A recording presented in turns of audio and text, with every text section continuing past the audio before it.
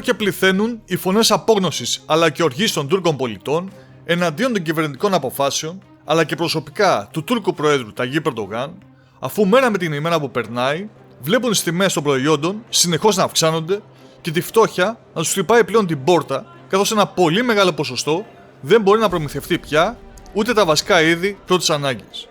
Αυτό ανέδειξε χθες και ο δημοσιογράφος ανταποκριτής του τηλεοπτικού σταθμού Sky, Μανώλης Κωστίδης, σε ρεπορτάζ που πραγματοποίησε στην αγορά της συνοικίας Εμίνονου της Κωνσταντινούπολης, όπου απελπισμένοι και οργισμένοι Τούρκοι πολίτες καλούσαν τον Ταγίπ Ερντογάν να βγει στον δρόμο και να δει τον κόσμο που ζει πολύ δύσκολα, λέγοντας «Ο κόσμος πεθαίνει της πείνας.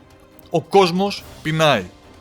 Αυτές όμως οι κραυγές απόγνωσης φαίνεται ότι δεν ακούγονται ως το χρυσό παλάτι του Τούρκου Προέδρου, που δεν αλλάζει οικονομική πολιτική και επιμένει στα χαμηλά επιτόκια, φτωχοποιώντας έτσι τη χώρα, προσδοκώντας να πέσει ο πληθωρισμός και να φέρει ξένες επενδύσεις, αφού οι μισθοί πλέον θα είναι πολύ χαμηλοί. Κάτι που όμως ο οίκος Fitch φαίνεται ότι δυσκολεύεται να κατανοήσει, όπως και σχεδόν όλοι οι οικονομολόγοι του κόσμου,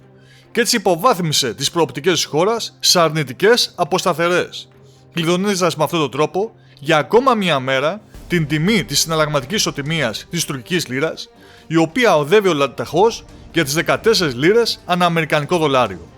Φυσικά, η τιμή της αυτή τη στιγμή στις 5.30 το απόγευμα είναι στα 13,71. Αλλά αν κάποιος κοιτάξει το σημερινό διάγραμμα και τις απότομες πτώσεις και προσπάθειες εξισορρόπησης της τιμής, μπορεί πολύ εύκολα να αντιληφθεί ότι μάλλον η τουρκική κεντρική τράπεζα ξαναπούλησε δολάρια, αγοράζοντας τουρκικές λίρες, σε μια ίστατη προσπάθεια να περισσώσει την ήδη βεβαρημένη κατάσταση στο ταμπλό αλλά και στις ζωές των Τούρκων πολιτών, οι οποίοι ίσως να έχουν αρχίσει να σκέφτονται σοβαρά ότι πρέπει να διεξαχθούν πρόωρες εκλογές.